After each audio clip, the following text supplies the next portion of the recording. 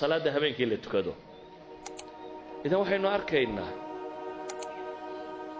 in dunida la bedelo culayska ay leedahay waxa kaa fudaydin kara ee abuuri kara inaad dunida tan dhibta kaaga imanayso dhamma ay fududaataa waa xidhiidhkaada la leeday inta uu xooggan yahay waa salaad inta aad tukanayso sida awgeed ayaa nebiga markay dhibtu ku adkaatay haddana waxaa la faray tasbiixdiiyo salaadda inuu badiyo waa markay dhibtu ku adkaatay markii la yidhi fasdac bima tu'mar waarid can ilmushrik ku dhawaaq baa ilahay yidhi wixii lagu faray qoladan gaaleed ee ilaahay dafirtay iyo kuwan mustahziyiinta iyo waxaasoo dhan kaaga filan ilaahay wuxuu leeyahay walaqad naclamu annaka yadiiqu sadruka bima yaquuluun waa ognay baa ilaahay yidhi in laabtaadu inay cidhiidhiyami doonto waxay kugula hadlayaan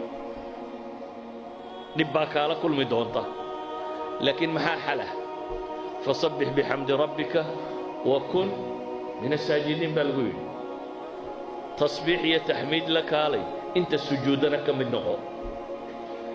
idan mashaakilka adduuniya culayskeeda haddaad rabto inaad ilowdo haddaad rabto inay kaa dulqaadanto albaabka rabbi garaac baa la leeyahay wax kaloo dhan ha qabanay dikrigiisa badi salaadiisa badi cibaadadaa badi sawgeed baa ilaahay qur-aanka wuxuu ina leeyahay ma nebigoo qudha maya waa dhammaan yaa ayuha aladiina aamanuu istaciinuu biالصabri والصلاة إن الله مع الصابرين يا أيها الذين آمنوا استعينوا بالصبر والصلاة واستعينوا بالصبر والصلاة وإنها لكبيرة إلا على الخاشعين لبدا آيات سورة البقرة كجرا إلهي وحلي كوة إيمانك لغا هلايو dhibtu markay idinku timaado waxaad kaalmaysataan sabir iyo salaad baa la tilmaamaya idan waa manfac dunawiya waa min maqaasidda aynu salaada u tukanaynaa waxaa ka mida baynu leenahay markaasi inaynu nolosha adduuniyo ay inoo fudaydiso in culaysku inaga dego inay dunidu problem inagu haynin in wax allaaliya wixii kaa hor yimaada waay aanay kugu haynayn dee man biyadihi malakuutu samaawaati waalardi baad ku xidhanta ciday gacantiisa ku jirto adduunkan cir iyo dhulba allaha maamula ee kun fayakuun wixiisu yahay ayaad hor taagan tahay waa ciddi qudha ee wuxuu amraa ay socdaan wuxuu reebaana aanay imanaynin sida awgeed ayuu nebiyullaahi moxamed calayhi salaatu wasalaam xudayfa xadiidkiisii xasanka ahaa waa kale idaa xasabahu amrun fasca ila asalaa nebiga calayhi salaatu wasalaam haddii waxbaba warwargeliyaan u fiirso siduu nebigu u fahmay wixii alla faray innaga haddii waxayna warwargeliyaan maxaynu idhaahnaa bal tolka u tag bal aw hebel u tag bal taajir hebel u tag marka waxa dhibu ku qabsato ama mashkaladu ku qabsato waxa koowaad adigu aad ka fakartaa makhluuqaadkay u badan yihiin ciddii aad leedahay in kugu ag xeerana aad leedahay waxbay qaban kartaa manhi ma aha inaad bini aadamka kaalmo weydiisato laakiin waxaa ka muhiimsan inaad marka hore albaabka ilaahay garaacday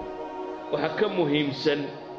nolosha wax kastoo kugu cuslaada inaad xagga rabbi ula kacdid walidalik baa nebigu calayhi salaatu wasalaam qadiyadda intuu fahmay oo ku dhaqmay ayaa wuxuu saxaabigaasi ka warinaya uu leeyahay idaa xasabahu amr haddii waxbaba warwargeliyaan fazaca ila asalaa xagga salaadda ayuu u carari jiray ilaa xadiidka taqaana arixna biha yaa bilaal ama uu ku tilmaamayay quratu caynihi inay tahy waxa ishiisu ku doogsato idan waxaynu leenahay salaadda ajar waa ku raadinaynaa waa dhab